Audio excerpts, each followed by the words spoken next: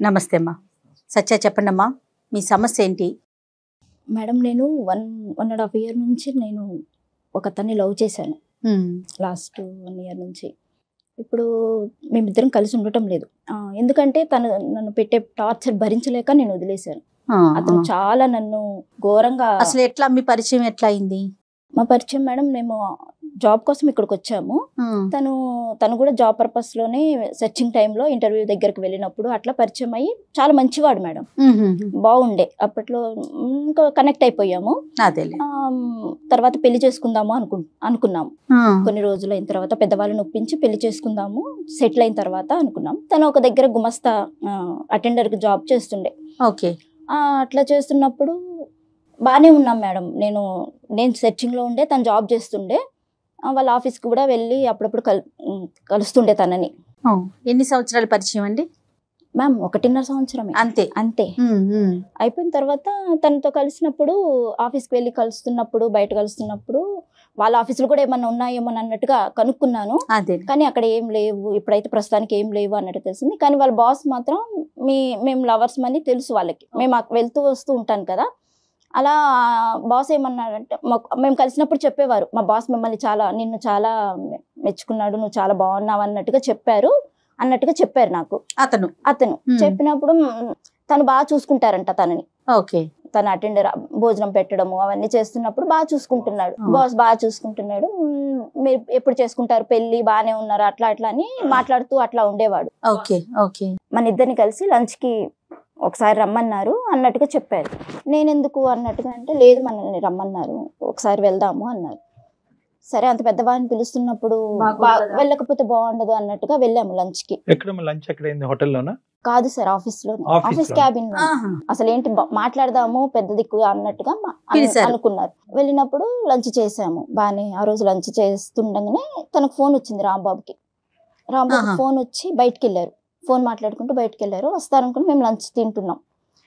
ఇంకా వస్తారు అని వెయిట్ చేశాను. 15 మినిట్స్ అయింది, ఇంకా రాలేదు. ఫోన్ మాట్లాడుకుంటాను. వాళ్ళ అమ్మగారు చేశారో ఎవరు చేశారో తెలియదు. ఇంతలోపల ఈ బాస్ నా దగ్గరకు వచ్చి, తను కూడా వచ్చి పెప్సీ తాగుతున్నట్టుగా నా పైన ఒలకబోసారు. పడితే డ్రెస్ మీద మొత్తం పడిపోయింది. నేను అంత దాకా ఆలోచించలేదు, పెద్ద ఆయన కదా నేను. ఇంకా దాన్ని ఇలా ఆయన తుడుస్తున్నాడు.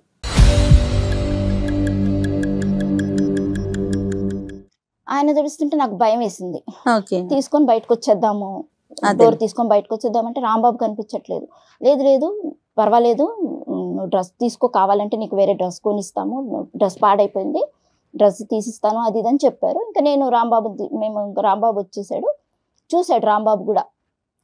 చూసి మరి ఇస్తున్నాడు కదా, తీసుకో సార్, నువ్వు విసిగిస్తున్నావేంది, తీసుకో, అనుకోకుండా జరిగింది, అయ్యో పొరపాటు జరిగిపోయింది అన్నట్టుగా. అంటే ఇంకా నేను రాంబాబు చెప్పాడు అన్నట్టుగా తీసుకొని వచ్చేసాను, బయటకు వచ్చేసాము. చేశారు తుడిచినట్టుగా నన్ను తడమడానికి. తొడవద్దు, ఇలా ముట్టుకోవద్దు, నన్ను తాకద్దంటే ఆగిపోలేదు సార్. నీకు నేను కొత్త డ్రెస్ కొనిస్తాను కదా, నీకు డ్రెస్ పాడైపోయింది అంటే నాకు అర్థమైపోయింది. రాంబాబు కూడా రాలేదు, భయం వేసింది.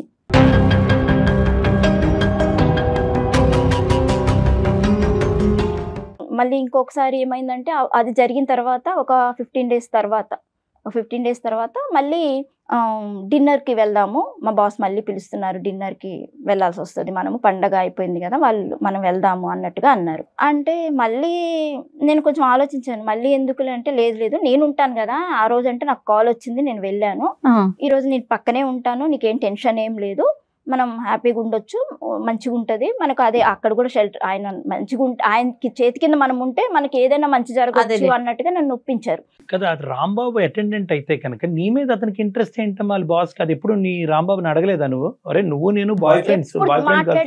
ఎప్పుడు మాట్లాడినా మీ పెళ్లి నేను దగ్గరుండి చేస్తాను, మీ పెళ్లి మీరు చూడటానికి బాగుంటారు, మీరు మీ లైఫ్ సెటిల్ అయిపోతుంది అట్లా చెప్తుంటే తను బాగా వింటున్నారేమో, నిజమే అవుతుండొచ్చేమో అన్నట్టుగా నిన్ను చూడాలి అని అనుకోవడం తీసుకొని. అప్పటికి నేను రాంబాబుని నమ్మాలా లేకపోతే ఆయన్ని నమ్మాలా, ఈ 2 విషయాలలో, జరిగిన విషయాలలో కొంచెం కన్ఫ్యూజ్ గానే, కొంచెం భయంగానే ఉంది మేడం నాకు. వెళ్ళాను సార్. ఎక్కడికి? అది వాళ్ళ గెస్ట్ హౌస్ కి. గెస్ట్ హౌస్ కి.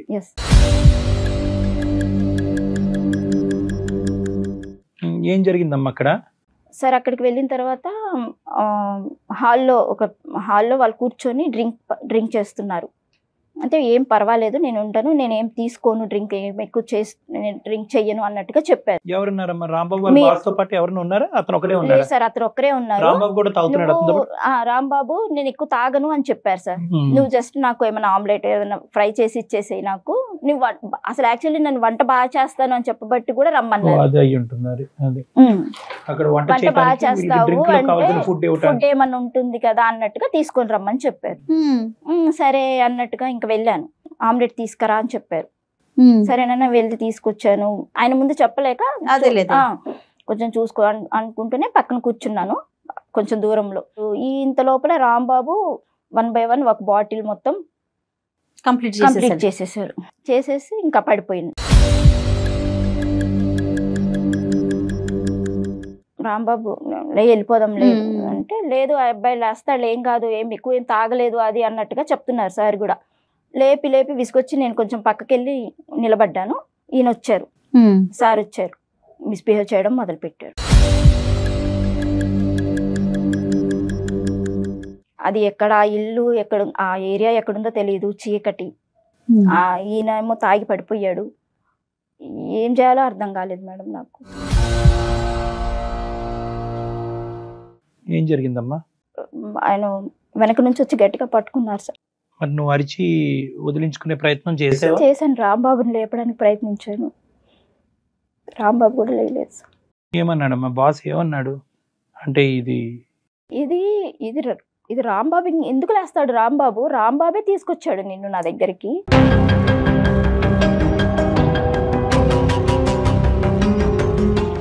నాకు ఒక పక్క రాంబాబు ఇలా చేశాడు అన్న విషయానికి నాకు అసలు నేను నమ్మలేకపోయాను. ఏమో రాంబాబు కూడా తెలియక తీసుకొచ్చాడేమో, వంట చేయడానికి తీసుకొచ్చాడేమో. ఇతనేమన్నాడు? లేదు సార్, ఇతను ఏం చెప్తున్నాడంటే, నేను ఎప్పుడు నువ్వంటే నాకు చాలా ఇష్టము, నేను ఎప్పుడు రాంబాబు తోటి నిన్ను రప్పించడానికి నేను ఈ ప్లాన్ వేశాను.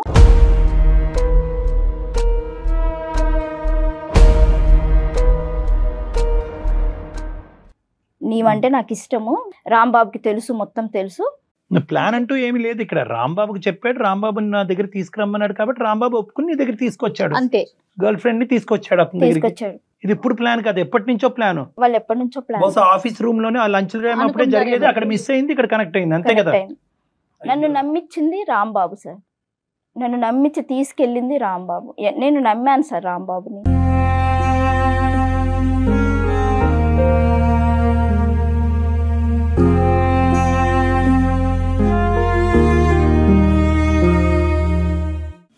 అవును, నువ్వు ఎందుకంటే నెంబర్ 1 తాగి నువ్వు స్పృహ తప్పే పరిస్థితి తెచ్చుకోదని నువ్వు వార్నింగ్ ఇచ్చినా కూడా చెప్పాను. అసలు ఫస్ట్ టైం జరిగిన విషయమే చెప్పినప్పుడు కూడా సీరియస్ గా తీసుకోలేదు సార్. తను ఇంటెన్షన్ అంటూ లేకపోతే నైట్ డిన్నర్ కి ఎవరన్నా ఒక ఆడపిల్లని తీసుకెళ్తారు గెస్ట్ హౌస్ కి, వేరే ఇంకొక వ్యక్తి ఉన్నప్పుడు కదా, తన ఇంటెన్షన్ ఎలా పనిచేస్తుంది అనేది మనకు అర్థమవుతుంది కదా. ఏం జరిగిందమ్మా మరి తర్వాత నెక్స్ట్ డే మీరు రాంబాబుతో మాట్లాడారా? చెప్పారా ఇట్లా జరిగింది నిన్న ఏంటి అని? నేను వెళ్ళిపోయాను మేడం ఇంటికి. ఇంకా అక్కడ ఆ రోజుతో వెళ్ళిపోయారా? వెళ్ళిపోయాను మేడం. వెళ్ళిపోయిన తర్వాత నాకు ఒక వీడియో వచ్చింది మేడం, ఫోన్ కి ఒక వీడియో వచ్చింది. తెల్లారంగా అయిపోగానే ఒక వీడియో వచ్చింది. వీడియోలో మొత్తం అక్కడ జరిగిందంతా నాకు వీడియో వచ్చింది మేడం.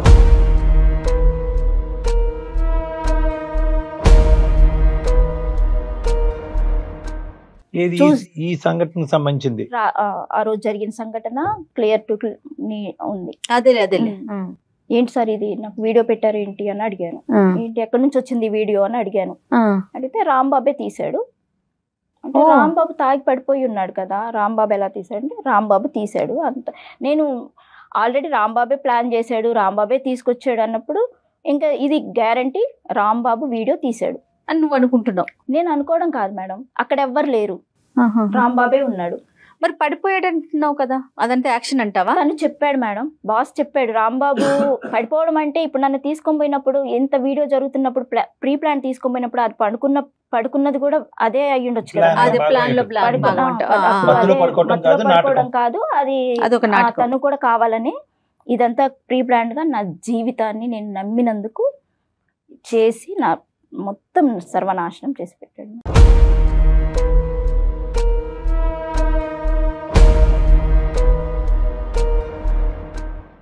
ఇప్పుడు ఆ వీడియో పంపించి ఏమంటాడు అతను?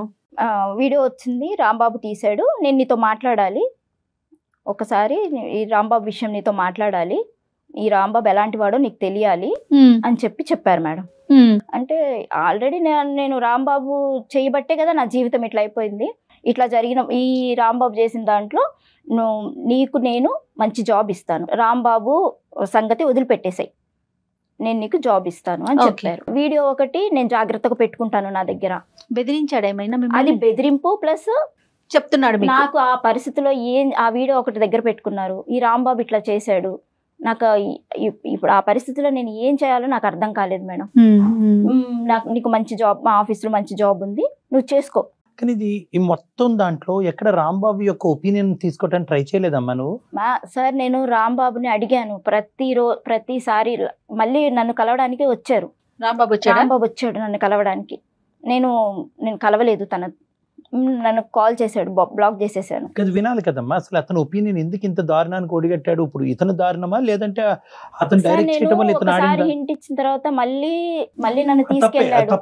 తీసుకెళ్ళిన అతను ఈ బాస్ చెప్పే ప్రతి విషయానికి మ్యాచ్ అవుతున్నాయి. నిన్ను ఆ రోజు ఇన్ని గంటలకు రమ్మన్నాను, ఈ టైంకి రమ్మన్నాను, తెలిసిపోతుంది సార్. అక్కడ రాంబాబు ప్రమేయం ఖచ్చితంగా ఉంది సార్. ఇంకొక క్లారిఫికేషన్, రాంబాబు సంజయ్ అక్కర్ లేకుండా నువ్వు ఇంకా రాంబాబుతో మాట్లాడటానికి ఇంకా నా జీవితం తీసుకుపోయి వాడు అప్పగిచ్చిన వేరే వాళ్ళకి అప్పగిచ్చిన తర్వాత నమ్మి వచ్చిన అమ్మాయిని నేను పెళ్లి చేసుకుంటానని నమ్మి వచ్చిన అమ్మాయిని తీసుకుపోయి వేరే వాళ్ళకి అప్పచెప్పిన తర్వాత ఇంకా నేను ఏం క్లారిఫికేషన్ తీసుకోవాలి సార్ ఆయన దగ్గర?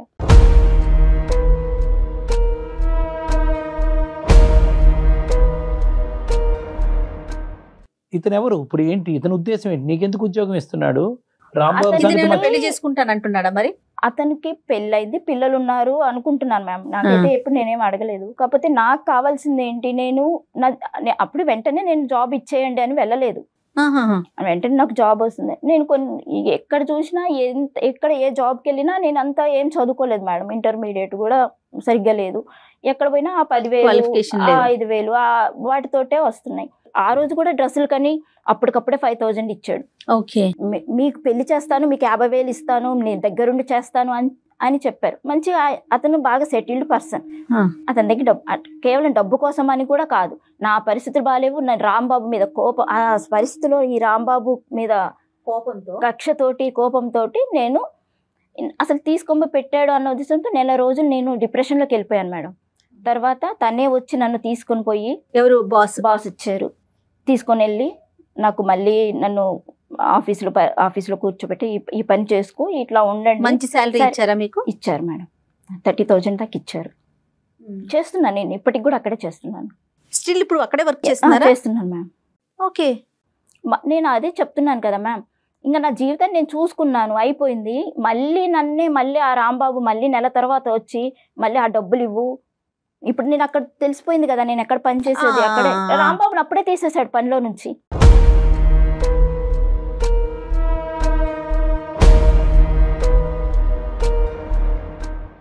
ఇప్పుడు సరే నేను అతను ఉంటున్నాం. ఇప్పుడు నాకు వేరే ఇది లేదు, నా జీవితమే పోయింది ఆయన దగ్గర. ఇప్పుడు ఆ 30,000 జీతం తీసుకుంటూ నేను ఇంటికి పంపించుకుంటూ నా రెంట్ మీరు ఎక్కడ ఉంటున్నారు? ప్రెజెంట్ హాస్టల్లో ఉంటున్నారా? అతనితో పాటు నేను ఒక సింగిల్ బెడ్రూమ్ తీసుకొని ఉంటున్నాం మేము. సార్ వస్తుంటారు, అదే నాకు అన్ని చూసుకుంటూ ఉంటారు.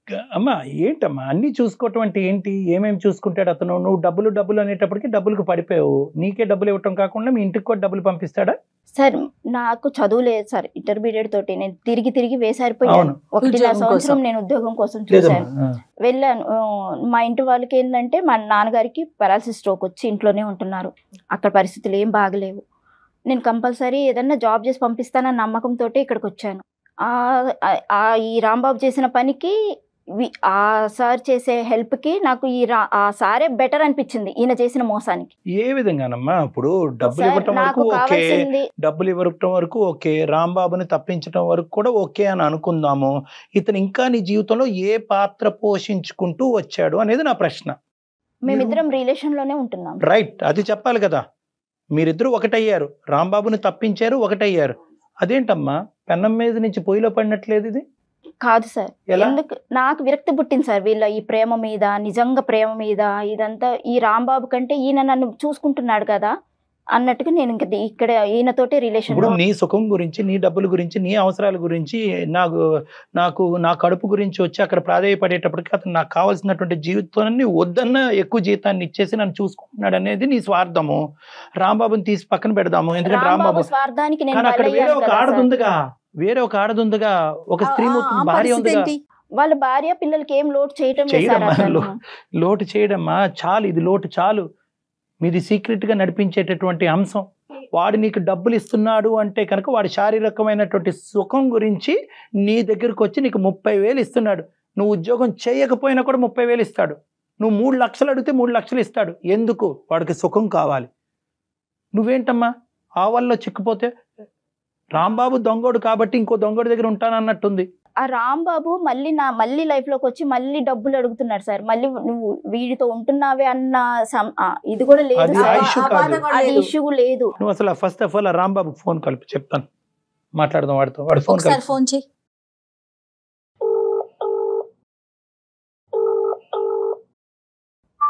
హలో రాంబాబు. సత్య, ఎక్కడున్నావు? నేను ఎక్కడుంటే నీకెందుకు? నాకు ఫోన్ తీయట్లేదు. చాలా ఫోన్ కలిసి నేను ఫోన్ చేసి తీసేటట్టుగా ఏమన్నా చేసావా నువ్వు? నీతో మాట్లాడేటట్టుగా చేసావా నువ్వు? నా జీవితాన్ని నాశనం చేసి మళ్ళీ నువ్వు ఫోన్ తీయటం లేదు అని మాట్లాడుతున్నావు. అంటే నేనే చేశానంటావు? నువ్వు చేయకపోతే ఇంకెవరు చేశారు? నా ఉద్యోగం పీకి చేసింది నేనే, వాటితో గులుగుతుంది నేనే. నువ్వు ఆ పరిస్థితి ఎందుకు కల్పించావు? అంటే ఇప్పుడు నా లవర్ని సార్ దగ్గరికి పంపించింది నేను అన్నట్టుగా చెప్తున్నావు ఇప్పుడు. మరి ఆ రోజు తీసుకెళ్ళింది ఎవరు? చెప్పానా నేను నీకు? నేను ఎలా చెప్పాను మీకు? నీకు ఎలా చెప్పాను నేను నీకు? నువ్వు నాకేమి చెప్పలా, నేను చూసా కదా నువ్వు ఏం చేస్తున్నావు నాకు కనిపించిందిగా. నేను నా కళ్ళారా చూసినాక నేను మీరేం చేస్తున్నారు, మీరు ప్లాన్ ఏందో నాకు అప్పుడే అర్థం. ప్లాన్ చేసింది ఎవరు?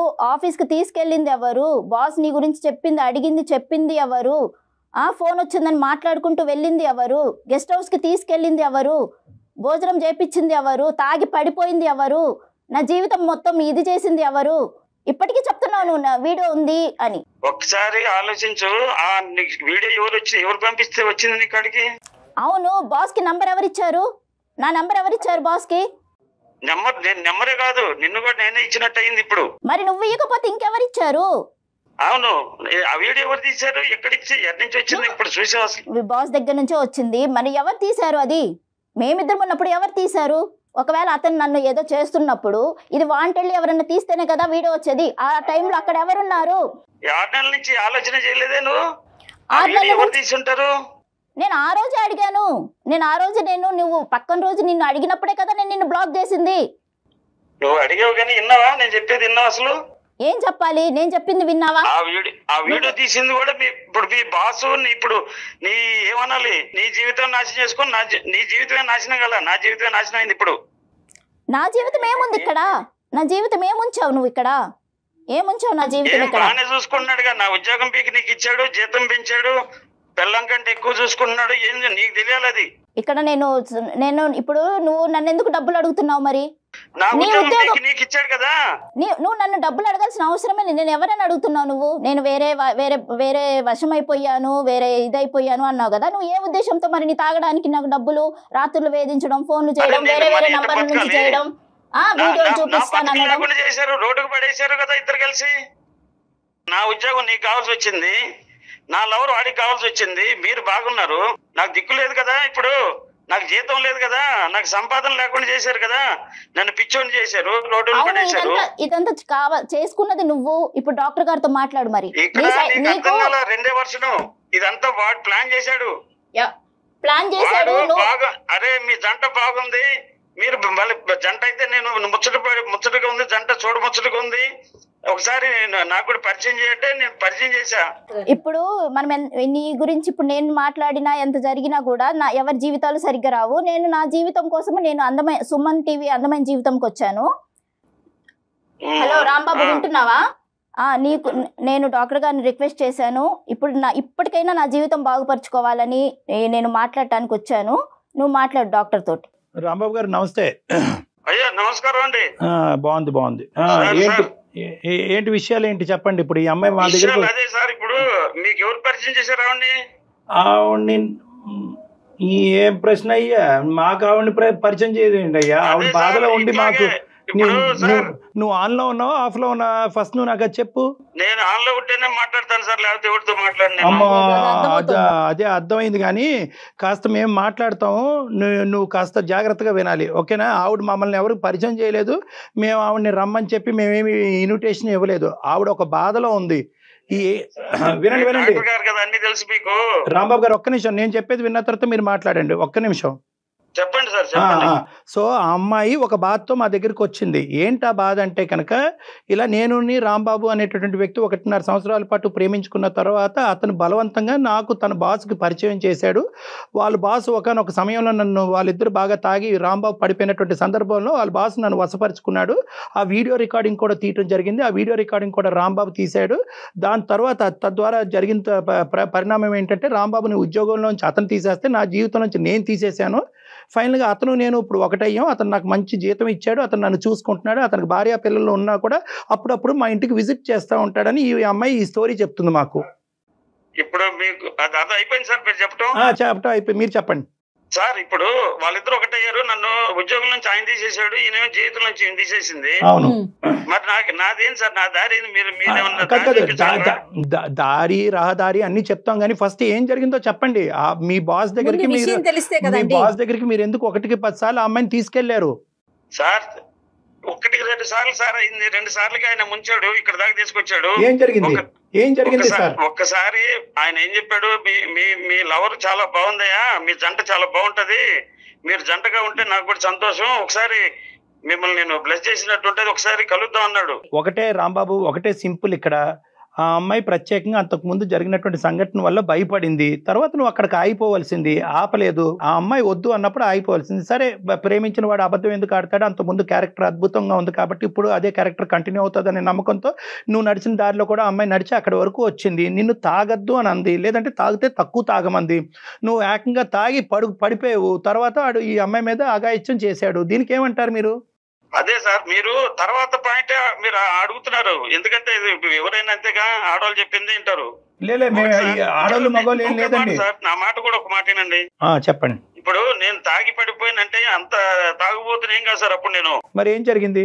బాస్ అనేవాడు ఈ కుట్ర చేయకపోతే జరుగుతుంది సార్. ఏం కుట్ర చేశాడు? అది ఏం కలిపాడు సార్? నేను పడిపోయేంత తాగే తాగుపోతాం కాదు అప్పుడు.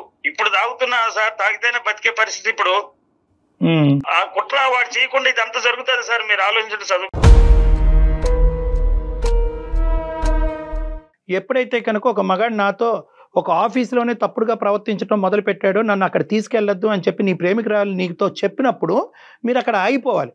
అలా ఆగకుండా మీరు ఆ అమ్మాయిని ఒక మారుమూల ప్రాంతంలో ఒక గెస్ట్ హౌస్కి, అది కూడా తాగేటటువంటి పార్టీలోకి, ప్రత్యేకంగా వేరే ఎవరు లేకుండా అతను మీరే ఉండేటటువంటి ఒక సందర్భంలో ఏం జరగచ్చు? ఏదైతే ఆ అమ్మాయి ఊహించుకుందో, ఏదైతే ఆ అమ్మాయి భయపడిందో, మొదటిసారి జరిగి దేవుడి దయ వల్ల తప్పించుకుని బయటపడినటువంటి అమ్మాయి రెండోసారి నిన్ను నమ్మి అక్కడికి వద్దు అన్నప్పుడు నువ్వు బలవంతంగా అమ్మాయిని తీసుకెళ్ళటం అనేది నీకు చేసినటువంటి ప్రధానమైన తప్పిదం. తప్పెట్టదు సార్. ఇప్పుడు నాకు ఉద్యోగం ఇచ్చినాడు బాసు, మా బాసు మంచోడు అని చెప్పి అక్కడ అడ్వాంటేజ్ తీసుకుని నేను ప్రేమించినటువంటి అమ్మాయి గుడ్డిగా నాతో పాటు నడుస్తుందని చెప్పి ఆ అమ్మాయిని ఎక్కడికైతే నడిపించకూడదో అన్ని చోట్లకి నువ్వు నడిపించావు. అంతే. ఇప్పుడు సార్, ఇప్పుడు కలిసి వెళ్తున్నావు సార్, అన్నిటికీ కలిసే ఉంటాం అనుకున్నాం. లేదు, నాకు కావాల్సింది ఏంటంటే వాడు నీకు బాసు, మీ ఆవిడికి కాదు, సారీ నీ గర్ల్ ఫ్రెండ్ కాదు, నీకు బాసు. వాడికి రమ్మంటే కనుక నువ్వు వెళ్ళి గంగలో దుంకు. గెస్ట్ హౌస్ పట్టుకెళ్ళటం ఏంటయ్యా? ఆడపిల్లని గెస్ట్ హౌస్ తీసుకెళ్ళటం ఏంటి? మందు పార్టీలు ఏంటి? అక్కడ ఆమ్లెట్లు చికెన్ ఫ్రైలు ఏంటి?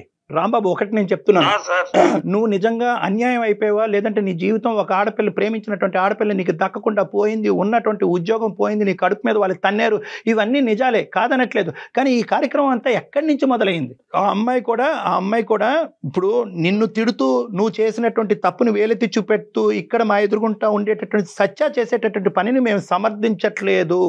ఇది జాగ్రత్తగా గుర్తుపెట్టుకోండి. ఇందాక నేను అన్నాను, పెన్నం మేంచి సత్య పొయ్యిలో పడిందని అన్నాను.